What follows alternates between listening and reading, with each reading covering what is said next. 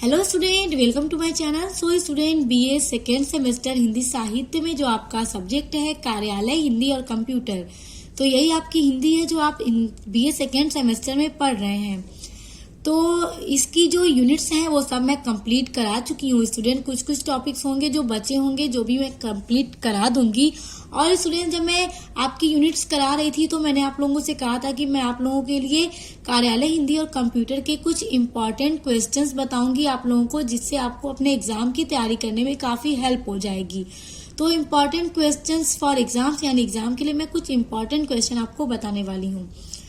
तो किस तरह से एग्जाम में क्वेश्चंस बनकर आते हैं ये सब मैं अब आपको बताऊंगी। तो देखिए, पहला क्वेश्चन है कार्यालय हिंदी की परिभाषा दीजिए, कि कार्यालय हिंदी क्या है उसको परिभाषित कीजिए या कार्यालय हिंदी की परिभाषा दीजिए। तो स्टूडेंट, ये तो मैं पूरा कंप्लीट करा चुकी हूँ आपका। अगर आपने नहीं पढ़ा है तो प्लेलिस्ट को चेक कर सकते हैं। उसके बाद देखिए, हिंदी क्षेत्र की 5 उपभाषाओं के नाम लिखिए, कि हिंदी क्षेत्र की 5 उपभाषाएं कौन कौन सी हैं उसके नाम लिखिए। तीसरा क्वेश्चन है, प्रयोग के आधार पर हिंदी के 4 क्षेत्रों के नाम लिखिए। तो स्टूडेंट, इसमें बहुत सारे टॉपिक्स जो मैं कंप्लीट करा चुकी हूँ। उसके बाद चौथा है, राजभाषा अधिनियम 1976 के अनुसार ख श्रेणी के राज्यों में पत्राचार किन भाषाओं में किया जाता है। तो स्टूडेंट्स देखिए, इसी तरह से बनकर आपके एग्जाम में क्वेश्चंस आते हैं। इसी के बेसिस पे अगर आप अपनी तैयारी करेंगे तो एग्जाम में बहुत अच्छे मार्क्स गेन करेंगे। उसके बाद देखिए, 5वां क्वेश्चन, संविधान सभा के अनुसार हिंदी को राजभाषा के रूप में कब स्वीकार किया गया था। तो स्टूडेंट्स, इस पर भी मैं पूरा नोट्स के साथ वीडियो बना चुकी हूँ, पढ़ा चुकी हूँ कि कब किया गया था, ये सब कुछ मैंने बताया है। तो स्टूडेंट, इसका आंसर है कि 14 सितंबर 1949 को हिंदी को राजभाषा के रूप में स्वीकार कर लिया गया था। तो उसके बाद है 6वां क्वेश्चन, निम्नलिखित शब्दों की वर्तनी अंग्रेजी में लिखिए। यानी कि जो यहाँ पे शब्द आपको दिए जाएंगे पेपर में, जिसकी वर्तनी आपको इंग्लिश में लिखना होगा, अंग्रेजी में लिखना होगा। Colour, station, knowledge, blood. तो इस तरह से आपके क्वेश्चंस पेपर में आ सकते हैं। उसके बाद 7वां है, निम्नलिखित अंग्रेजी शब्दों को हिंदी वर्तनी अर्थ सहित लिखिए। तो देखिए, ऊपर वाले क्वेश्चन में शब्द दिया गया जिसको अंग्रेजी में लिखना था, और अब वही अंग्रेजी में दिया जा रहा है जिसकी आपको हिंदी में वर्तनी लिखना है। दिया गया है एबिलिटी, कैलकुलेशन, फेथ, मैनिफेस्टो। तो इन सबको आपको हिंदी में इसकी वर्तनी अर्थ सहित लिखना रहेगा।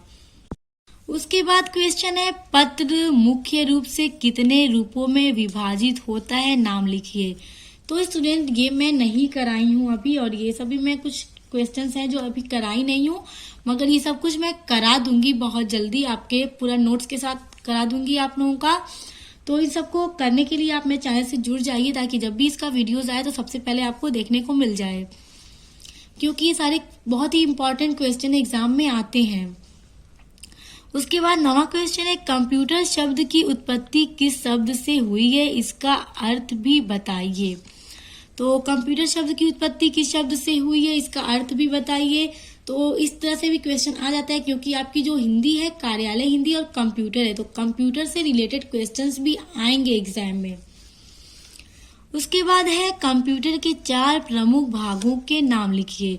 तो कंप्यूटर के 4 प्रमुख भाग कौन कौन से हैं, देखिए ये मैं करा चुकी हूँ स्टूडेंट्स, आपकी यूनिट 5 है ये। तो जैसे प्रमुख भाग में अगर देखा जाए तो सीपीयू, मॉनिटर, कीबोर्ड, माउस, ये सब बहुत ही इम्पोर्टेंट भाग है इसके। उसके बाद देखिए, 11वां है, कार्यालय हिंदी के स्वरूप पर प्रकाश डालिए एवं उसके उद्देश्य स्पष्ट कीजिए। तो स्टूडेंट्स, कार्यालय हिंदी का जो स्वरूप है वो भी मैं करा चुकी हूँ, और उसका उद्देश्य भी मैं करा चुकी हूँ। तो ये सब देखने के लिए स्टूडेंट्स आप मेरे चैनल की प्लेलिस्ट को चेक कर सकते हैं। उसके बाद है, पारिभाषित शब्दावली से क्या अभिप्राय है, अर्थ एवं परिभाषा देते हुए उसके स्वरूप को स्पष्ट कीजिए। तो स्टूडेंट्स, अभी ये वाला टॉपिक मैं नहीं कराई हूँ, लेकिन इसको बहुत जल्दी कराने वाली हूँ। उसके बाद है, पत्र लेखन का अर्थ स्पष्ट करते हुए पत्र लेखन के प्रकार बताइए। उसके बाद है विज्ञापन की विशेषताएं बताइए एवं विज्ञापन के विभिन्न प्रकारों पर प्रकाश डालिए। तो इस तरह से क्वेश्चंस आपके पेपर में आ सकते हैं। उसके बाद 15वां क्वेश्चन है पल्लवन का अभिप्राय बताते हुए पल्लवन का अर्थ एवं परिभाषा लिखिए। तो स्टूडेंट्स देखिए, हर एक टॉपिक जो आपके यूनिट्स का है, सिलेबस का, सब इम्पोर्टेंट है, कुछ भी एग्जाम में पूछा जा सकता है। इसलिए अपनी प्रिपरेशन को बहुत ही मजबूत रखिएगा ताकि कोई भी क्वेश्चन है तो आपको आसानी से उसका आंसर आता रहे, आप झट से लिख दें।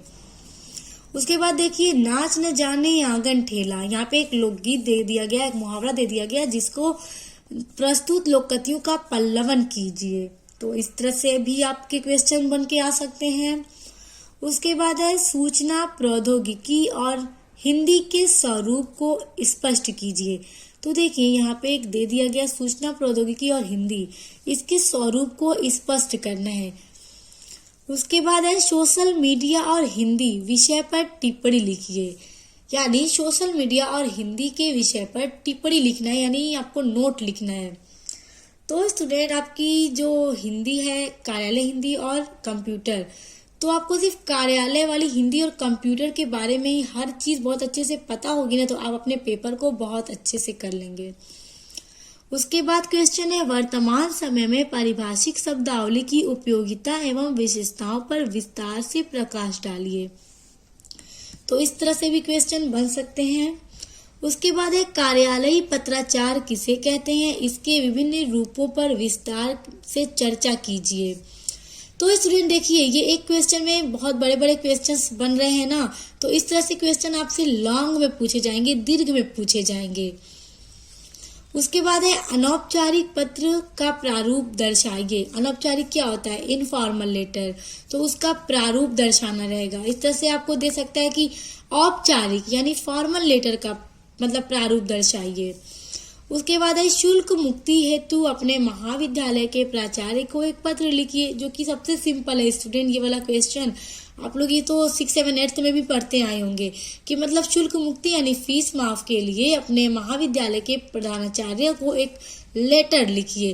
तो स्टूडेंट इसी तरह से आपके सेकेंड सेमेस्टर में आपको क्वेश्चंस दिए जाएंगे पेपर में, एग्जाम में, तो इसी के बेसिस पे आप अपनी तैयारी कीजिएगा तो बहुत ही अच्छे मार्क्स आपको मिलेंगे। और मैं यही चाहती हूँ कि आपको बहुत अच्छे मार्क्स मिले, क्योंकि हम मेहनत करते हैं, आपको पढ़ाते हैं, तो मैं चाहूँगी आपको बहुत अच्छे मार्क्स मिले।